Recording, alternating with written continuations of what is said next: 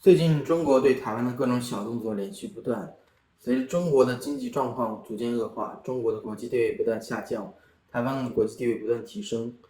中共政府通过侵略台湾来转移国内注意力的风险的不断增加。按照历史规律，独裁者往往会在面对国民对自己的执政出现不满的问题时，通过侵略或者铸造种族仇恨的方式去转移注意力。简单的说，就是通过类似宣扬各种民族主义、爱国主义等，去制造一批中心的小粉红。中国的小粉红和美国的极右翼川普粉，其实很多都是这种性质。这帮人的特点就是自己生活悲惨，不仅认识不到是谁造成了自己的贫穷，反而对他们感激涕零。面对中共政权，我们基本不可能去直接阻止中国政府侵略台湾，但还是有很多可以保护自己和反抗侵略的方式。俄罗斯侵略乌克兰就是一个很好的例子。准备好的俄罗斯人，战争刚刚开始就跑出去了；准备不好的人，现在被拉上战场当了炮灰。大多数人像我一样只是草民，顶多只能做到自保。做到自保后，再去想怎么去拒绝和中共合作，怎样抵抗。中国个人面对中国侵略台湾的风险，现阶段应该尽量把自己的资产从中共的控制中剥离出去。从中国的历史看，等战争打起来了，你自己的钱都不是你自己的钱了。当时共产党和国民党打内战的时候，共产党经常以战争为借口把私人财产强行征用。建国后，抢占土地的习惯从土改一直延续到了现在强拆。等真的打起来了，共产党随时可以把你的工厂强行争取生产军需，到时候恐怕连上访的机会都不会有了，说不定还会牵连你受到美国制裁。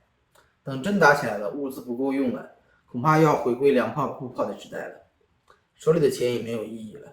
为了抑制通胀，随时有可能也把银行里你的存款也给限制住。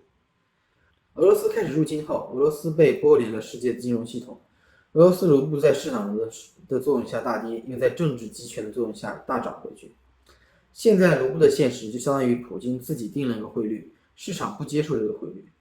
卢布想换美元的话，只能去黑市高价买美元，有点类似朝鲜的货币现状。中国如果开始侵略台湾的话，也会有同样的问题。所以，作为中国人，最好准备好境外银行账户应急。有些美国账户是能够在线开户的，但可能需要美国地址和电话。只要找美国一些做代购的人，就可以暂时获得，然后开户。所以，即使你暂时出不了国，也可以先把境外账户开起来。到时候制裁的话，是制裁不到草民的银行账户的。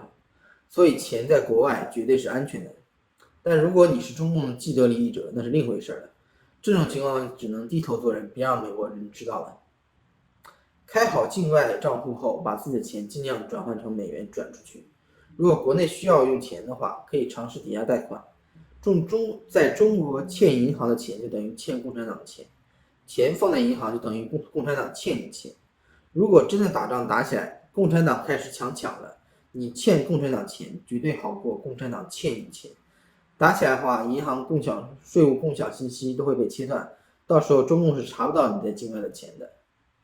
其次的重中之重就是赶紧把护照办好，最好拿着护照出国几次，等到打起来了立刻跑出去，钱又在国外，征兵永远征不到你头上。但如果你因为各种原因执意不离开中国的话，也不是没有办法不当炮灰，只是少麻烦点，危险点。后面慢慢讲。让我先讲讲，如果你做好打仗立马离境逃跑的话，应该怎么办？护照办好了的话，有能力的话，先把加拿大或者美国的10年旅游签办好，这样打起来能及时走掉。欧美的多次入境签证也可以，不行的话，就只能到时候通过泰国等落地签先出去，然后再转其他国家签证。如果你觉得战争开始后自己跑不了的话，不建议你把自己的资产完全转移到境外，因为到时候想用钱的话未必能转回来。但如果出现粮食短缺的话，可以通过跨境网购的方式缓解一点，所以建议钱还是放一部分到境外，否则到时候想跨境网购的话，也没有办法用国内的钱。国内的资产建议弄点黄金，到时候这些硬通货可能会比现金更加靠谱。家里额外的房子能脱手赶紧脱手吧，留一套够住就行。现在中国房市什么行情，大家应该都很清楚了，到时候打起来更没戏。车最好备一辆体盘高一点的，城里到时候很容易出现物资短缺的问题。一个武汉肺炎就把上海这种大城市的物流打趴下来，要打起来了，只怕会更加糟糕。像日系车一类的高底盘车，它比较靠谱，不容易需要维修。到时候真正打起来的话，你的车可能修起来的零件都进不到货。中国的食品供应安全对进口依赖很严重，到时候粮食有可能不够。按照中国的鬼德性，肯定会优先供给高干子弟，其次是军队，最其次才是中国的普通纳税人。所以建议风声不对了的时候，赶紧囤点粮。囤粮优先囤米、面、糖这些易于储存的高能量的东西。只要保持干燥，米、面、糖保存个几年不是问题。其次存罐头，罐头好吃，储存时间长，但体积大，很快就会被吃光。如果囤货不够的话，到时候或许还可以跨境网购。这时候你手里的境外资金就有用了。跨境网购一些米面、饼干一类的都很有用。还有一点就是安全地点的选择。中国共产党有拿百姓当肉盾的习惯，国共内战期间经常出现共产党军队赶着百姓在前面当人肉盾牌，然后发起冲锋的事情。如果真的打起来了，一定要远离各种军事设施。自家楼里如果驻扎了军队，别傻乎乎的人以为人家是来保护你的，人家军队是在拿你当肉盾当美军的。现在新的建筑地下室都有人防措施，这些人防措施的施工上偷工减料是很正常的事情。各种人防门的采购都是垄断的，垄断就导致这些人防门就跟建筑里面的防火门一般，都只是个的摆设。所谓的人防措施只有50厘米厚的钢筋混凝土，加上1米到2米的覆土，这种人防措施应对现在的军事打击效果是十分有限的。反而到时候这些人防措施里会藏有中共军队，更加容易成为军方的打击目标。美国等国家的军事打击一般会着重打击军事目标，平民都是受到牵连伤害，所以你只要离军事目标远一点还是比较安全的。如果是靠近军事目标的话，美军会毫不留情的连你一起炸的。